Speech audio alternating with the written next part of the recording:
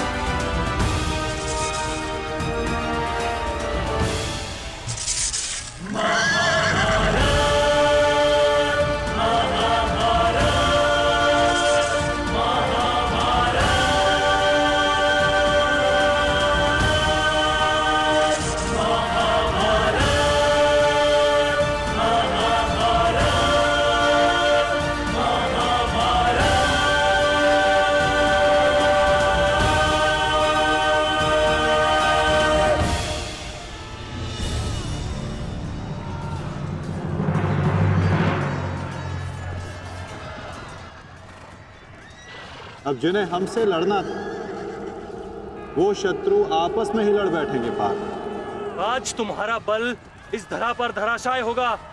भीम, अर्जुन!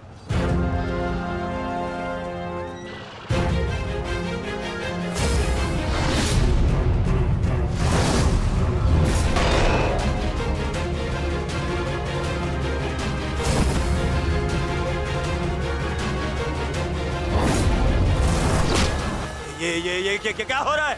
अश्वत्थामा और दुशासन आपस में क्यों लड़ रहे हैं? शांत हो जाओ दुर्योधन, ये अर्जुन के दिव्यास्त्र का प्रभाव है।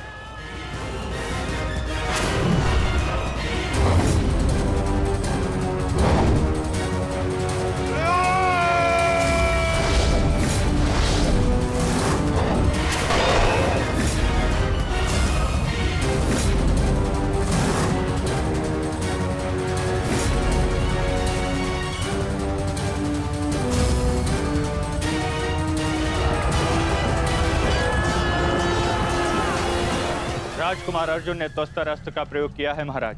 ये प्राचीन और बहुत ही दुर्लभ अस्त्र है। ये सैनिकों को भ्रमित करता है महाराज, और अपने ही सैनिकों में मृत्यु का भय और अपना सबसे बड़ा शत्रु दिखाई देता है महाराज, और वो आपस में ही लड़कर मर जाते हैं महाराज।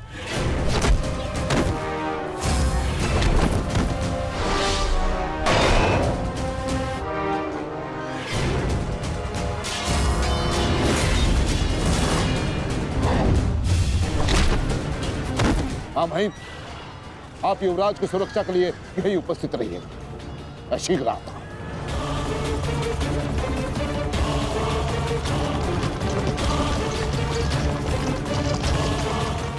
माधव, दुर्योधन पर आक्रमण करने का यही उचित समय है।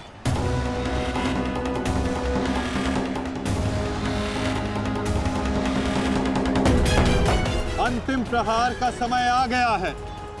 सारथी,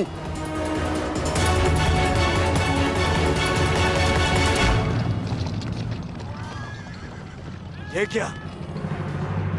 चारों पांडव सीधे हमारी ओर बढ़ रहे हैं।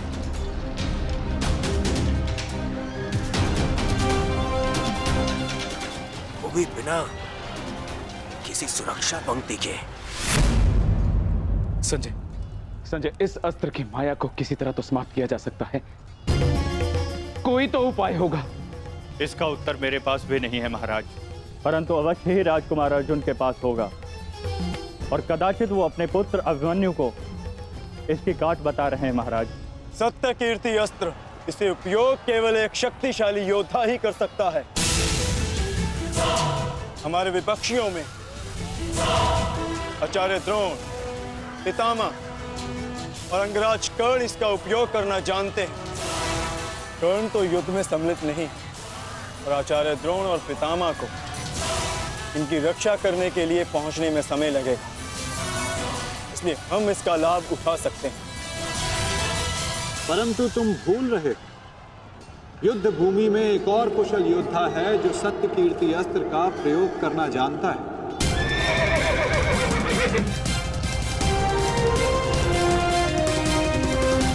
और उसको रोकना अति आवश्यक है।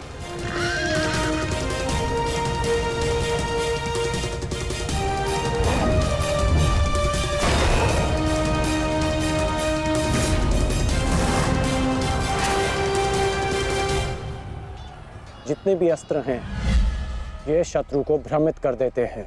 परंतु इस भ्रम को तोड़ने का कोई तो उपाय होगा ना पिताश्री? एक ही अस्त्र है, सत्य कीर्ति अस्त्र।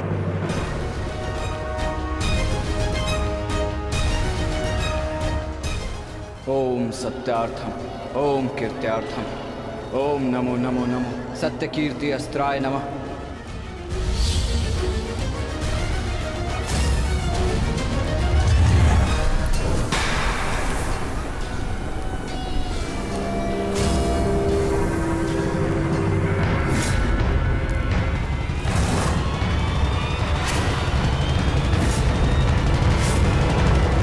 स्वागत है अभिमन्यु। वासुदेव ने सदा तुम्हारी प्रशंसा की और कल तो तुमने महामहिम भीष्म पितामह का मार्ग भी रोक दिया था। तुम में तुम्हारी इस असाधारण वीरता का मैं सम्मान करता हूं और प्रशंसा भी। परंतु इस समय मुझे मेरी सेना की रक्षा करनी है और ऐसा करने से मुझे कोई नहीं रोक सकता। प्रशंसा तो तुम्हारी भी बहुत हो रही है वृषसेन। जिस वीरता से तुमने मेरे पिताश्री का सामना किया वो सराहनीय था। परंतु इस समय मेरा भी केवल एक ही लक्ष्य है, तुम्हें रोकना। तो विलंब कैसा? मैं प्रस्तुत हूं।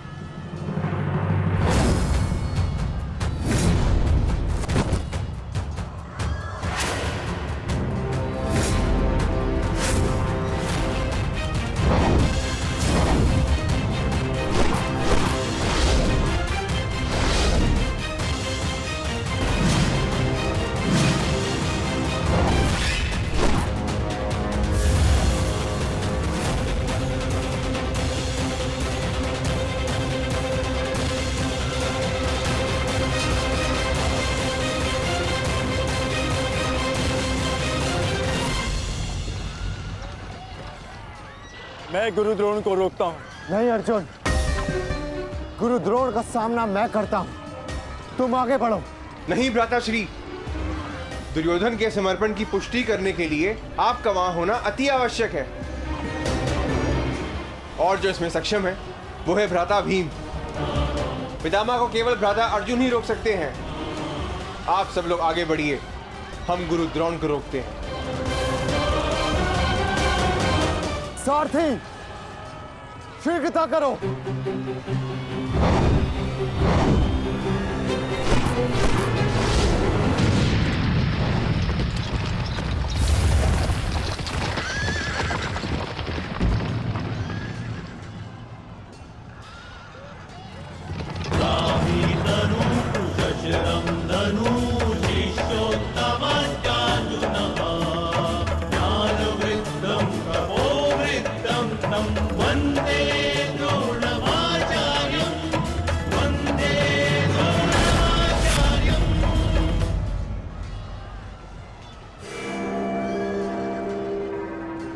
हस्तिनापुर नरेश, महाराज धृतराष्ट्र के ज्येष्ठ पुत्र दुर्योधन तक पहुंचने के लिए तुम्हें मेरा सामना करना होगा।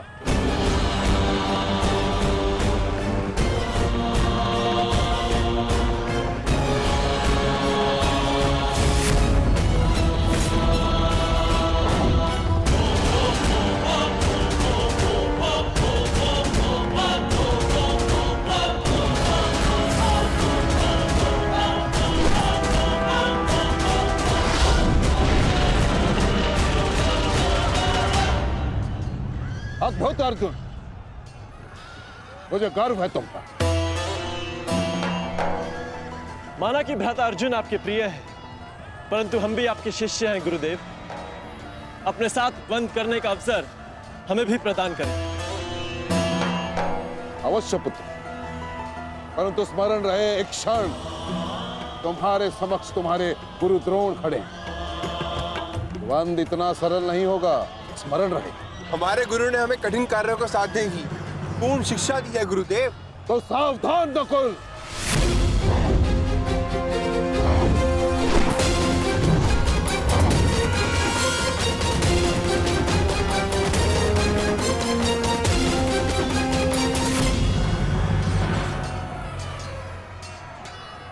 कहा था मैंने कि द्वंद्व सरल नहीं होगा।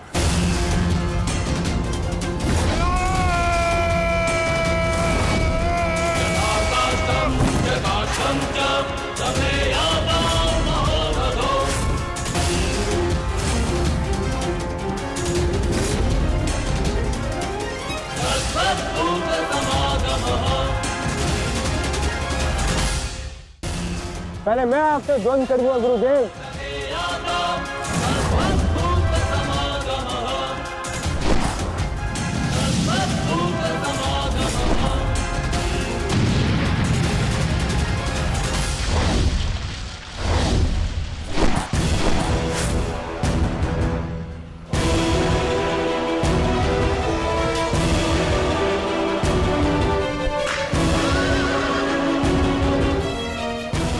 द्वंद्व का समय आ गया है।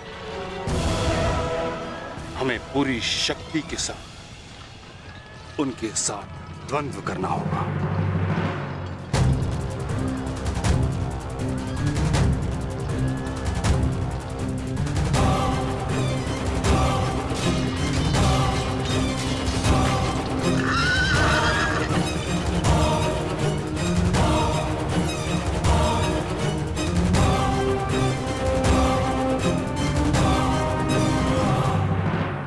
क्या हुआ पुत्र? जो कर्तव्य पूर्ण करने आए हो वह करो। मेरे साथ द्वंद्व करो। रुक क्यों गए? आक्रमण करो मुझ पर। कर्म से बड़ा कोई धर्म नहीं पुत्र। पितामह ने उचित कहा, अपने कर्तव्य का पालन कर। स्मरण है ना पार्थ, ना कोई बंधु है ना कोई बंधव, ना कोई मरता है ना कोई मारता है। ये सब आत्माएं हैं।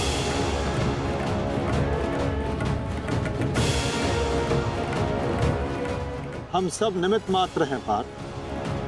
अब किस अवसर की प्रतीक्षा कर रहे हो?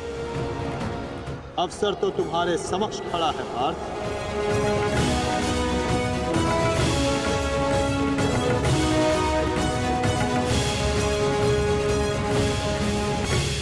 यदि तुम मुझ पर प्रहार नहीं करोगे अर्जुन, तो मैं करूंगा और तुम्हें तुम्हारे कर्तव्य से अवगत कराऊंगा।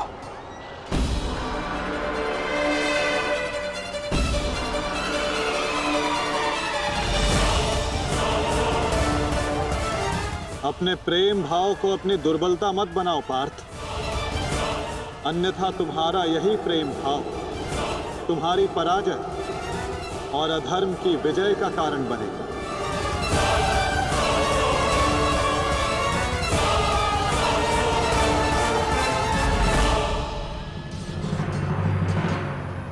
शस्त्र उठाओ पार्थ,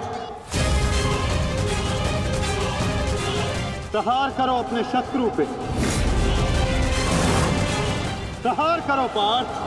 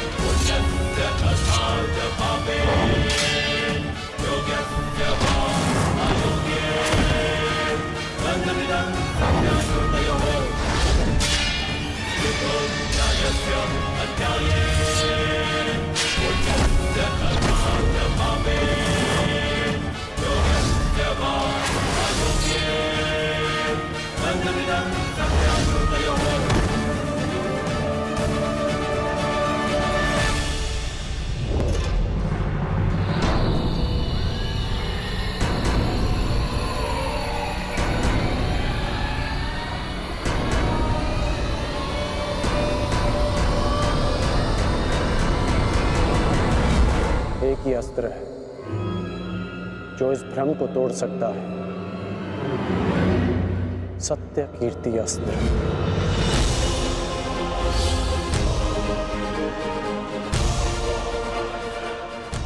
सत्य कीर्ति अस्त्र।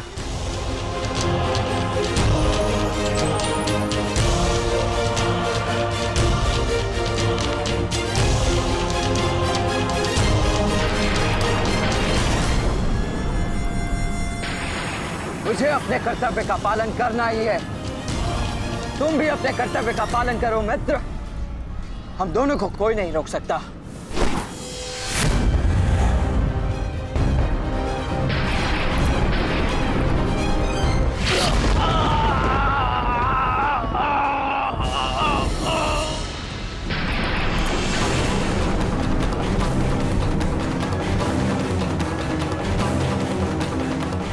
रुक जा वृषसेन, मुझे विवश मत करो। मैं केवल वो कर रहा हूं जो मेरे वश में है।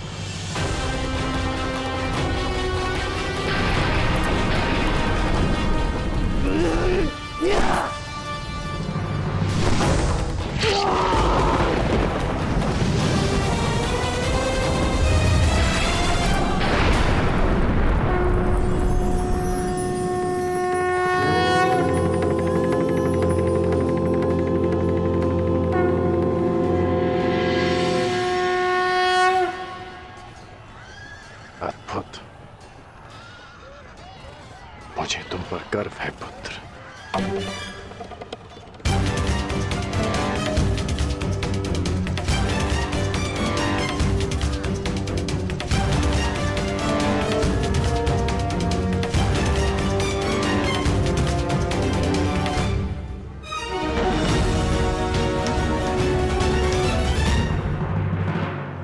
क्या सूचना है बताओ।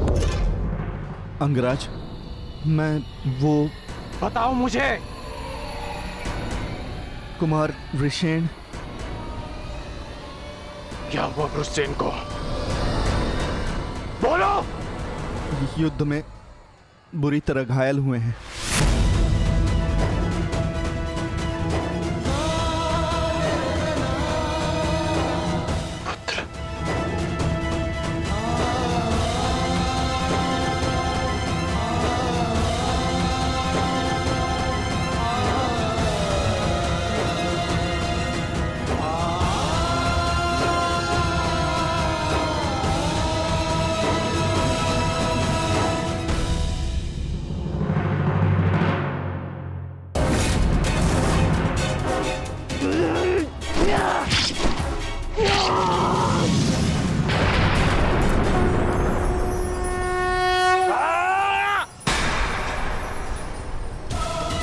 ये हमें क्या हुआ था कुमार?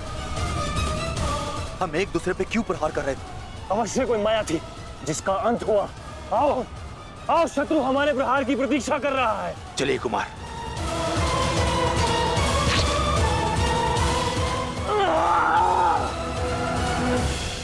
तुम्हारे कौशल और शौर्य को नमन है वृषसेन।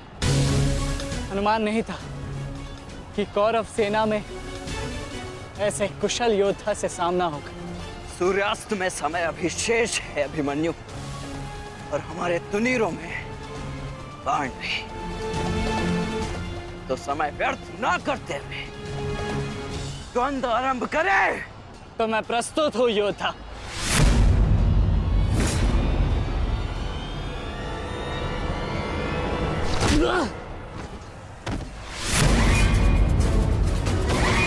तेरे पिता की माया का अंत हुआ बालक, और अब तेरा अंत होगा। या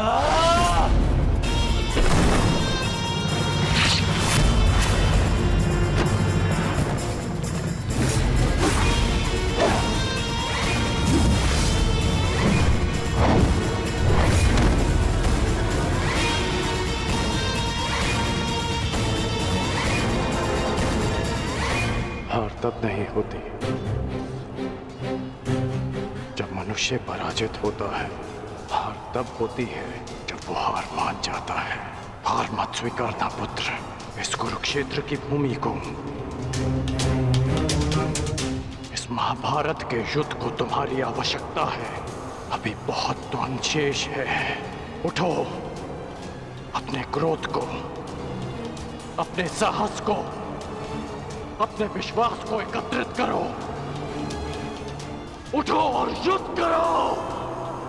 उठो पुत्र, उठो पुत्र, उठो पुत्र।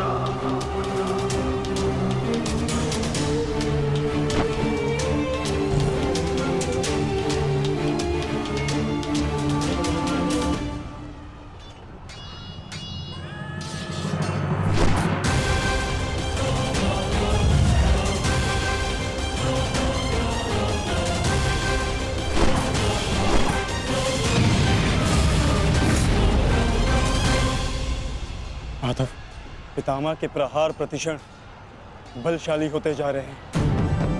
हम उन्हें बहुत समय तक रोक नहीं पाएंगे। रोकना तो पड़ेगा पार्थ। जितना समय तुम इन्हें रोकोगे उतना समय भीम को मिलेगा कि वो दुर्योधन को परास्त कर युधिष्ठिर के समक्ष आत्मसमर्पण करने को विवश कर सके।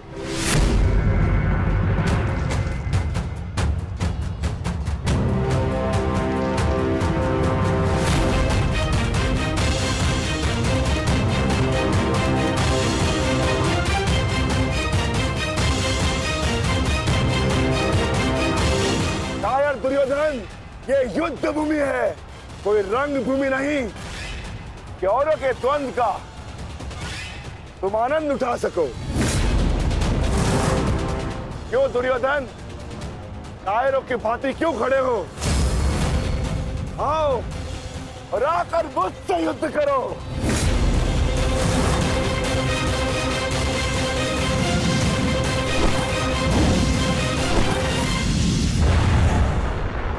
गंगापुत्र, शीघ्रता कीजिए।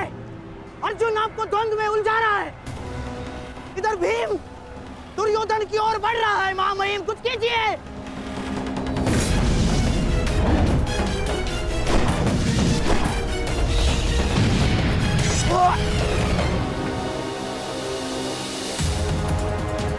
साथी,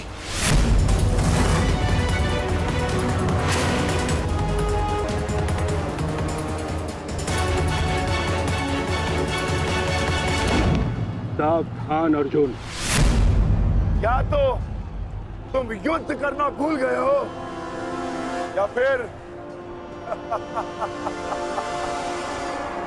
तुम्हें युद्ध करने का साहस नहीं है। दुर्योधन, नहीं नहीं दुर्योधन, भीम तुम्हें उकसा रहा है। द्वंद्व में मत फंसना। उचित कहा मामाश्री। मेमनों के आखेट के लिए से आगे नहीं बढ़ते। बस भूखे भीम के लिए तो मेरी कलिंग की सेना ही पर्याप्त है। कलंक के वीरों, आक्रमण करो और इसको बंदी बना लो। जाओ।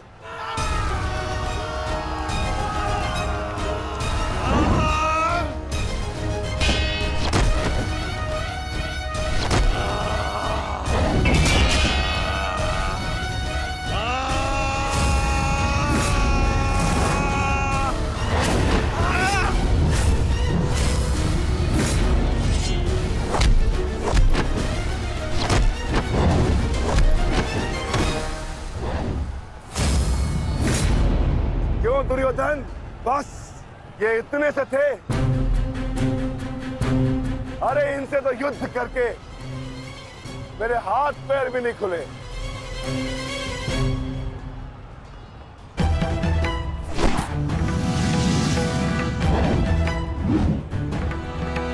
आप नियम भंग कर रहे हैं आचार्य। अब एक साथ दो पर आक्रमण नहीं कर सकते। स्मरण रहे कि युद्ध के नियम के अनुसार दो योद्धा एक योद्धा पर आक्रमण नहीं कर सकते, परंतु एक योद्धा दो योद्धाओं पर आक्रमण कर सकता है। सहदेव,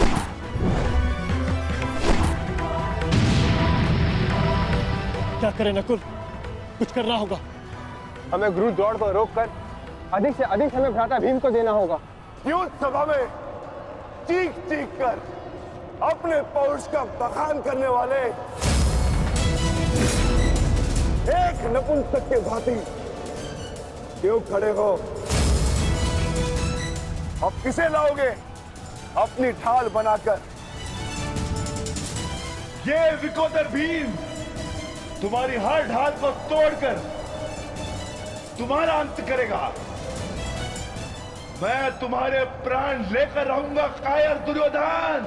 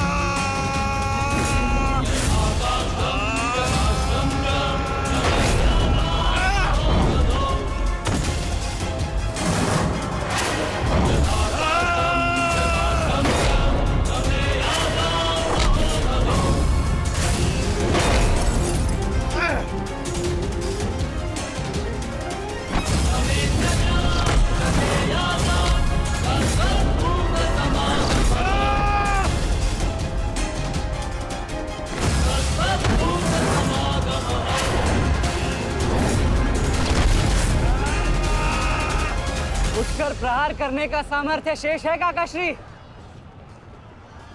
या पराजय स्वीकार करते हैं? जय और पराजय की चुनौती बराबरी के योद्धाओं को दी जाती है बालक। प्रतीत होता है कि अभी तक तुम्हें कोई समर्थ योद्धा नहीं मिला।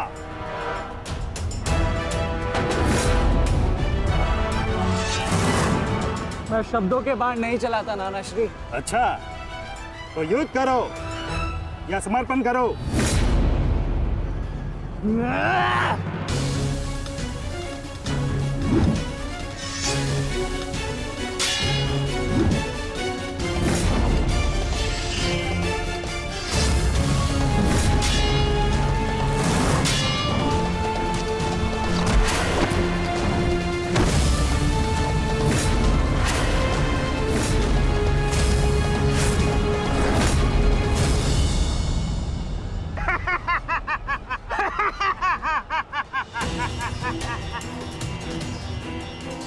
क्या हुआ, थक गए? अरे ये उस मूर्ख विराट पुत्र उत्तर की संगति का प्रभाव है। ये उसे भी यही लग रहा था कि मेरे समक्ष वो कुछ कर दिखाएगा, पर मूर्ख मृत्यु को प्राप्त हो गया। मृत्यु को चींटी की भांति इन्हीं हाथों से मसल दिया मैंने उसे। पीछे हट जाओ अभिमन्यु, अन्यथा उत्तर से कहीं पीड़ादायक मृत्यु मिलेगी। मृत्यु। तो ये समझिए कि आज उत्तर का प्रतिशोध पूर्ण होगा।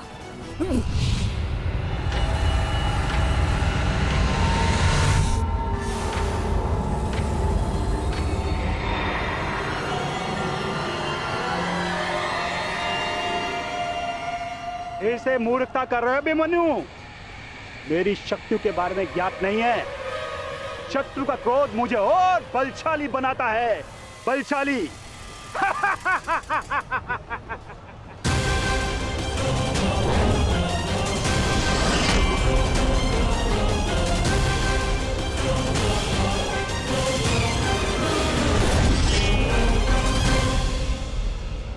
इतना ललकारने के पश्चात भी तुम रथ पर चुप कर बैठे हो दुर्योधन। मैं भी कैसा मूर्ख हूं, एक नपुंसक के वध की प्रतिज्ञा कर बैठा।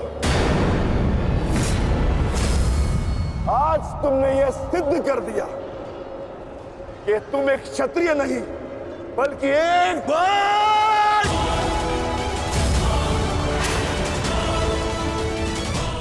बहुत हो गया। सावधान! क्रोध से भरे कुमार भीम अब युवराज दुर्योधन की ओर बढ़ रहे हैं महाराज। मेरा दुर्योधन किसी संकट में तो नहीं ना? कहीं ऐसा तो नहीं कि भीम युद्ध के दूसरे दिन ही पांडव पक्ष को जय श्री दिलवा दे।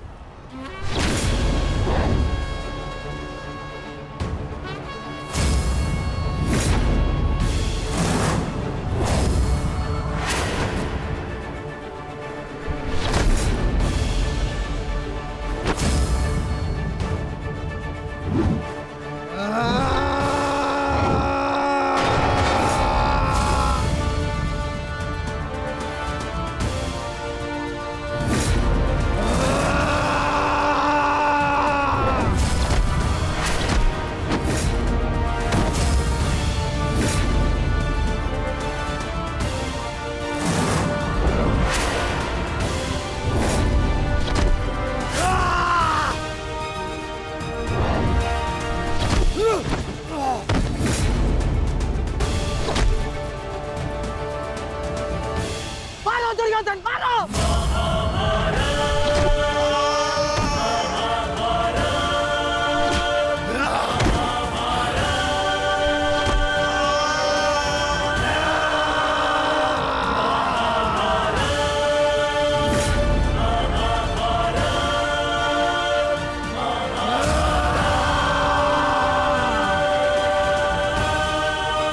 क्या हुआ गदाधारी भीम? अब दिखाओ तुम्हारा पौरुषत्व। या कहो तो हस्तिनापुर की स्त्रियों से आभूषण लाके तुम्हें पहना दूं? क्या हुआ? युद्ध बातों से नहीं, बल से जीता जाता है। यदि मैल जैसे शरीर में जरा सा भी साहस बचा है, क्रोध और प्रहार कर मुझ पर। अरे ये क्या पहचानेगा अपनी शक्ति को? इसे कैसे मैंने वस्त्र और आभूषण रहित करके हाथों से मत्थे बिठा दिया था मैंने।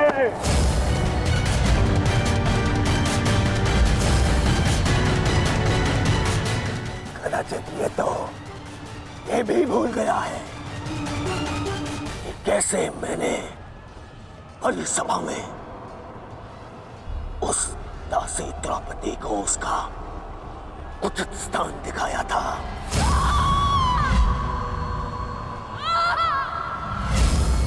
आओ दासी द्रौपदी, आकर मेरी गंगा में बैठो। आओ, वस्त्र हरण करो इस दासी का।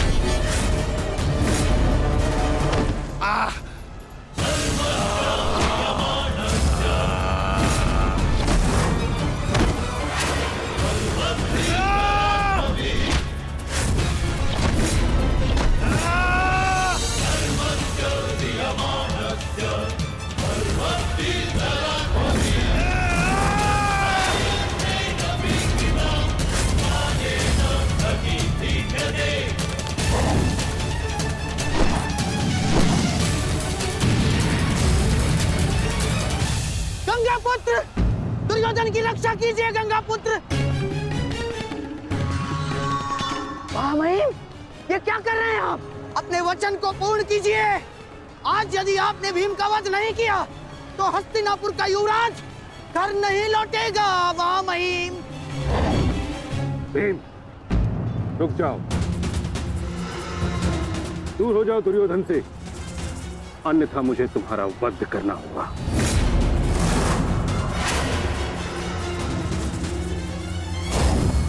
सावधान पितामह, यदि आपने भ्राता भीम पर प्रहार किया तो मुझे विवश होकर आप पर बाण संधान करना होगा। हट जाओ भीम। क्षमा चाहता हूं पितामह, आप अपना वचन पूर्ण कर रहे हैं तो मुझे भी अपनी प्रतिज्ञा का मान रखना है। आज मैं इस दुर्योधन का वध तो करके ही रहूंगा, चाहे इसके लिए मुझे स्वयं के प्राण क्यों न गंवाने पड़े।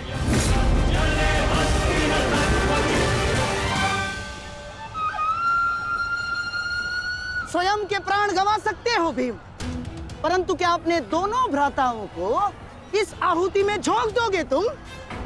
तुम्हारी इस भूल का फल नकुल और सहदेव को भुगतना होगा भीम। जरा देखो उधर।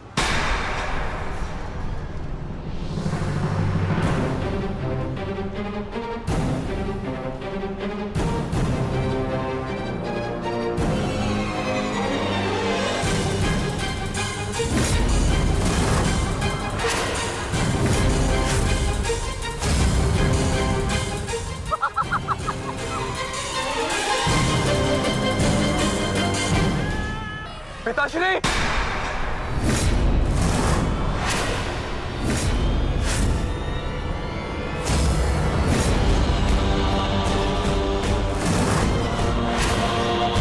शस्त्र को नीचे करिए द्रोण, अन्यथा सदैव के लिए पुत्र से हाथ खो बैठोगे।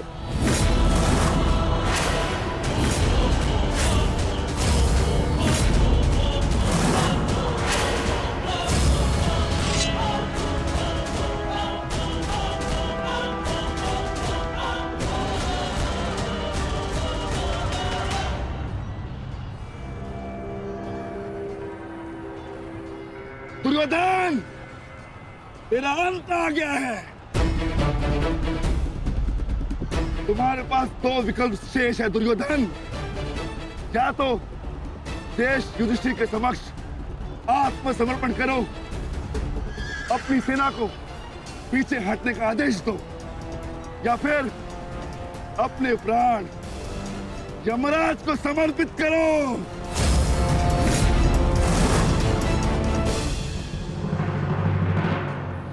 मारो भीम, मारो! शीघ्रता करो भीम! इतनी भी क्या शीघ्रता है राजकुमार युधिष्ठिर?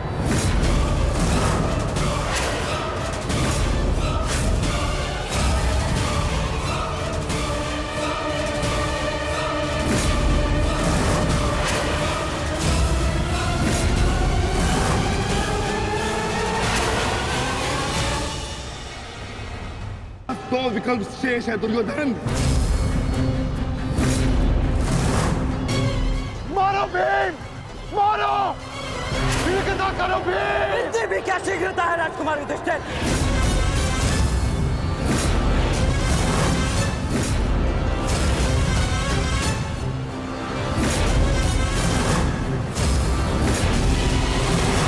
पीछे हट जाइए विकोदर भीम, अन्यथा मूल्य अपने ज्येष्ठा के प्राण देकर चुकाने होंगे। नहीं भीम, नहीं! मेरी चिंता मत करो, अपना वचन पूर्ण करो। ऐसा अवसर दोबारा नहीं मिलेगा अनुज। वध करो इस दुर्योधन का। पांचाली के अपमान का प्रतिशोध लो भीम। करो इस दुर्योधन को। एक बार पुनः सोच लीजिए, अवसर दोबारा मिल सकता है, परंतु ज्येष्ठ के प्राण दोबारा नहीं लौटेंगे। मारो भीम, मारो!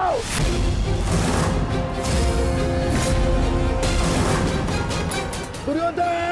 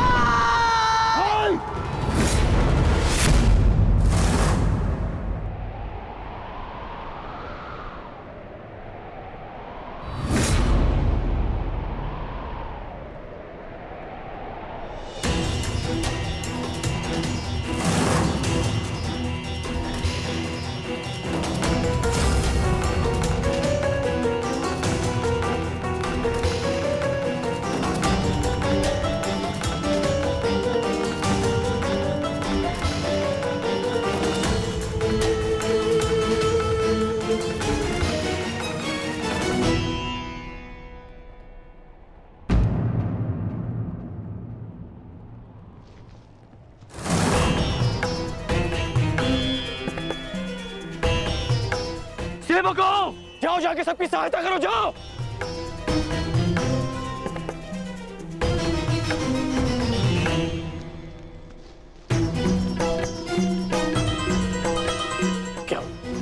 क्या हुआ?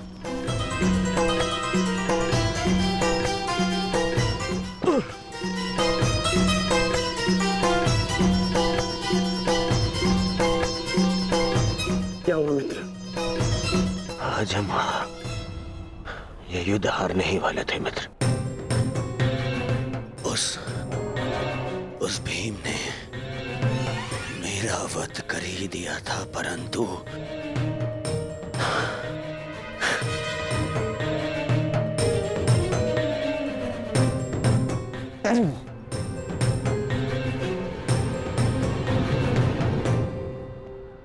ठीक समय पर आकर वृषसेन ने पूरी परिस्थिति को ही बदल दिया।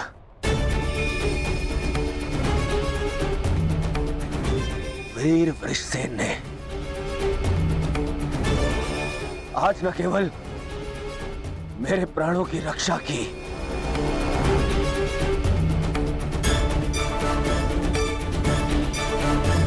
अभी तो कौरव सेना को एक लज्जाजनक हार से भी बचाया।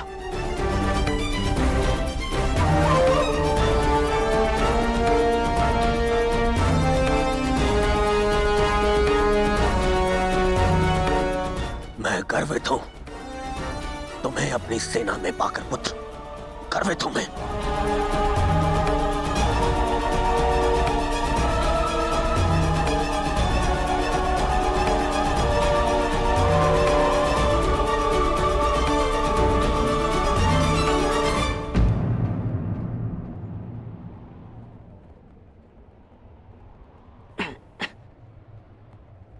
आप फिर से मेरे घाव देख रहे हैं ना पिताश्री, और मैं फिर से यही कहूंगा, चिंता मत कीजिए। आज का युद्ध समाप्त हुआ और युद्ध भूमि में जो कुछ भी हुआ उसे भुला देना ही श्रेयस्कर है। अपितु उन बाधाओं को समझने का प्रयास करना चाहिए जो हमें विजयश्री बनने या प्राप्त करने से रोक रही है।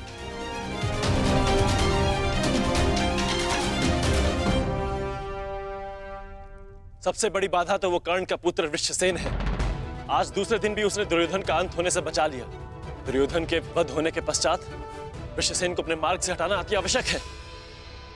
कुछ नहीं होगा आपके पुत्र को, और आपका पुत्र आपके मित्र को भी कुछ नहीं होने देगा।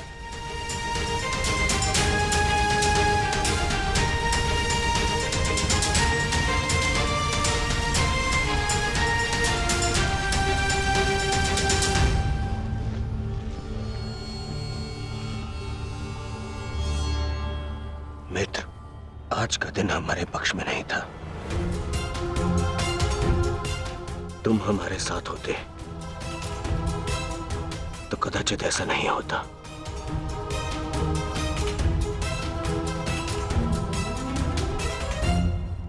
आज युद्ध भूमि में कौरव केवल धर्मराज युधिष्ठिर का वध करने का प्रयत्न करते रहे, और कल हम दुर्योधन को अपना लक्ष्य बनाएंगे।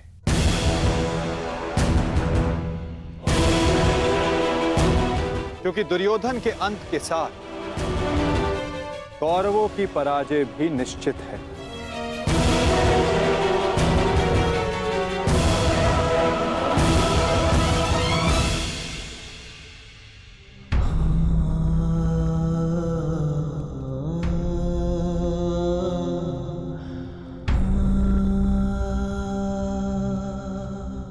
पुत्र,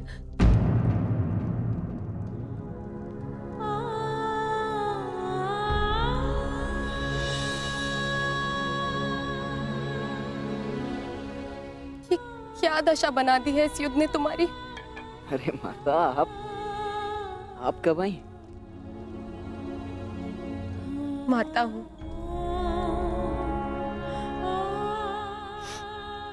पुत्र को घाव लगता है तो माता को आभास हो ही जाता है।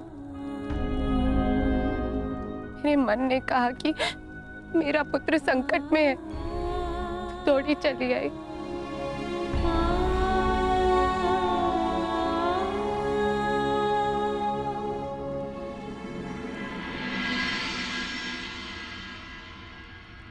परंतु आप भी तो इसके पिता हैं। क्या अपने पुत्र की इस दशा को देखकर तनिक भी दया नहीं आती? अपने पुत्र के जीवन के लिए आपको कोई मोह नहीं? मैंने निश्चित कर लिया है, तुम कल युद्ध में नहीं जाओगे।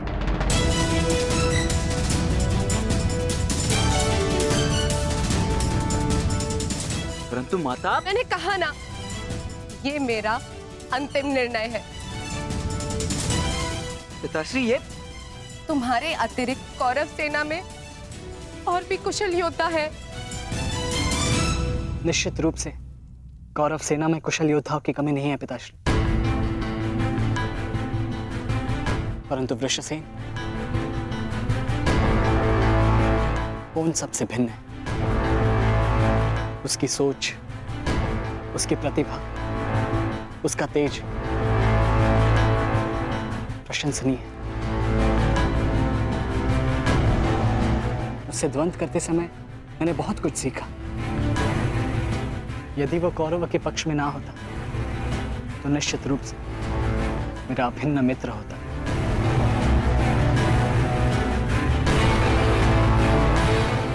परंतु समझ में नहीं आता कि उसमें इतना तेज आया कहां से। कुछ जन्म से, कुछ कर्म से। वो अंगराज कर्ण का पुत्र है, जिसके मन में मृत्यु का भय नहीं, अपने कर्तव्य की ओर पूर्ण आत्मसमर्पण है। उस पर तेज स्वतः ही आ जाता है अभिमन्यु।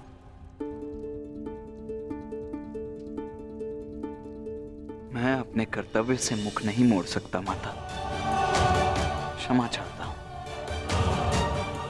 आप मुझसे मेरे प्राण भी मांगेंगी तो मैं अभी अपना शीश काटकर आपके चरणों में रख दूंगा, परंतु मैं अपने वचन से विमुक्त नहीं हो सकता माता।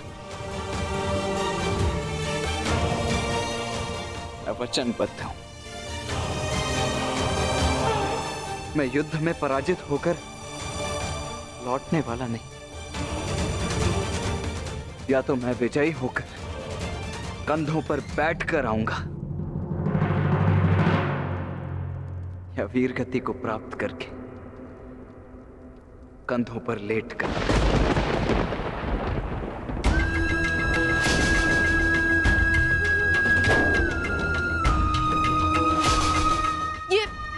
ये आपका पुत्र क्या बोल रहा है? अब आप सुन रहे हैं ना? मैं आपसे हाथ जोड़कर विनती करती हूँ स्वामी, रोकिए इसे। आप ऐसा कैसे होने दे सकते हैं? कुछ कीजिए। करना तो तुम्हें है सुप्रिया, ममता और कर्तव्य में संतुलन करना है। तुम एक योद्धा की माता हो, तुम्हें अपने हृदय को कठोर बनाना होगा। मेरी अनुपस्थिति में हमारा पुत्र इस महायुद्ध में अत्यंत मुख्य भूमिका निभा रहा है। मुझे उस पर गर्व है और तुम्हें भी होना चाहिए सुप्रिया। युद्ध में पीछे हट जाने वाले वृषसेन का पिता होने से अधिक युद्ध में बलिदान दे देने वाले वृषसेन का पिता होना अधिक श्रेष्ठकर समझता हूं।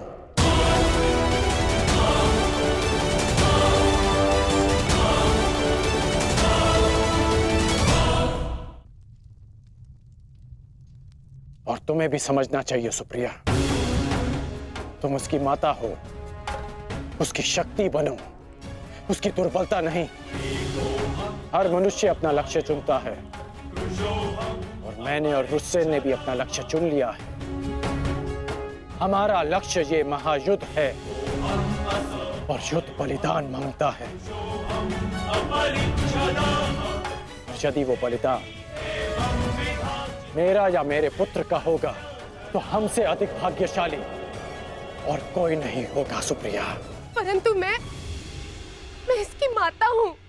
हर कोई जो इस युद्ध में है उसकी भी माता है, वो भी किसी का भाई, बेटा, पिता या पति है। यदि हर माता तुम्हारी भांति विलाप करने लग जाए तो इस युद्ध में योद्धा रिक्त हो जाएंगे। जब युद्ध क्षेत्र में मृत्यु समक्ष खड़ी होती है तो योद्धा पुकारता है, हे मृत्यु, तैयार यदि तू आने को, प्रसन्न मुख आ, द्वार खुला है, तेरा स्वागत, प्रसन्न मुख आ।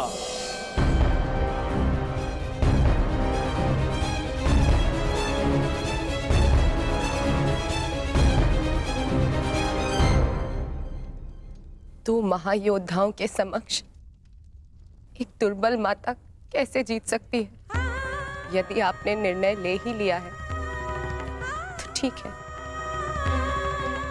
किंतु एक बात स्मरण रखना, यदि मेरे पुत्र को कुछ भी हुआ तो उसके उत्तरदायी आप होंगे और इसके लिए मैं आपको कभी क्षमा नहीं करूंगी।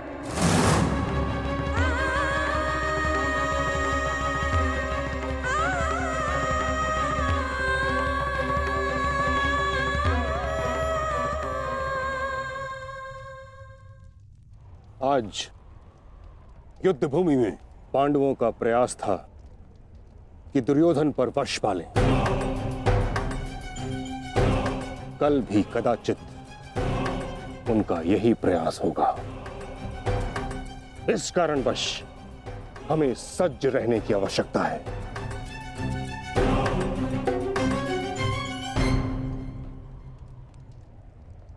कल हम गरुड़ व्यूह की रचना करेंगे और इस व्यूह का नेतृत्व स्वयं मैं करूंगा। गरुड़ की आंख के स्थान पर मेरा रथ होगा। उसके एक पंख पर गुरुद्रोण आप और दूसरे पंख पर अश्वत्थामा, मध्य में मद्रराज शैल्य और युवराज दुर्योधन अंतिम रेखा पे रहेंगे। कुशल योद्धाओं का दल उनका सुरक्षा चक्र बनकर रहेगा और किसी भी मूल्य पर यह सुरक्षा पंक्ति टूटनी नहीं चाहिए। ये लीजिए, ये नई रणनीति लाए। पितामह, आपकी अब तक कोई भी रणनीति सफल तो हुई नहीं है। ऐसा ना हो कि आपकी ये रणनीति भी असफल रहे।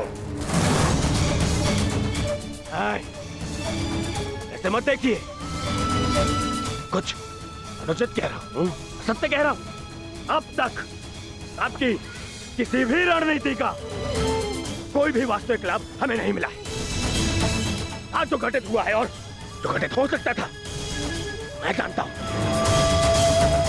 अरे सेना को छोड़िए, आप तो मेरी सुरक्षा का कर्तव्य, अपने युवराज की सुरक्षा का कर्तव्य भी पूर्ण नहीं कर पाए। हे पितामह, अब मुझे आप पर विश्वास नहीं रहा पितामह। नहीं दुर्योधन, पितामह के अतिरिक्त तुम्हारी रक्षा और कौन कर सकता है? मैं करूंगा, मैं करूंगा, मैं करूंगा, मैं करूंगा।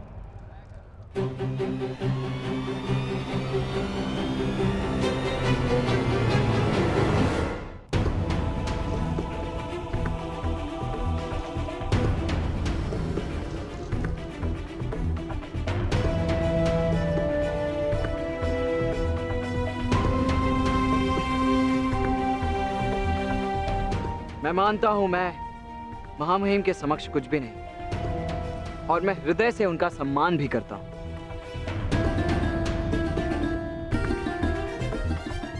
किंतु यदि युवराज मुझे अवसर दें तो मैं उनकी सुरक्षा के लिए सदैव तत्पर रहूंगा।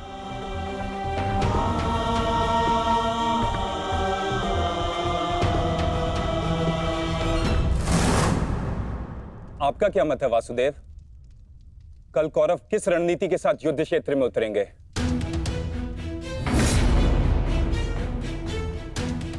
उनकी व्यूह रचना क्या होगी?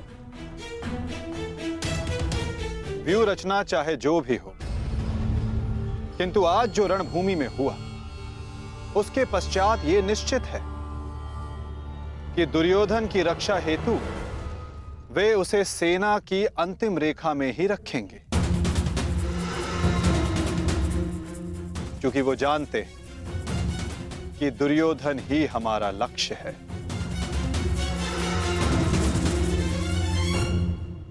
यदि ऐसा है तो फिर हमें कौन से व्यू का उपयोग करना चाहिए माधव? अर्धचंद्र व्यू पार्थ।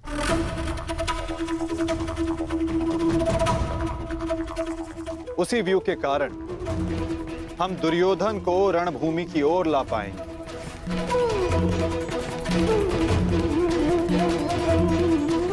और यदि दुर्योधन व्यू से बाहर नहीं आया तो ये उसकी दुर्बलता समझी जाएगी और मानसिक पराजय भी।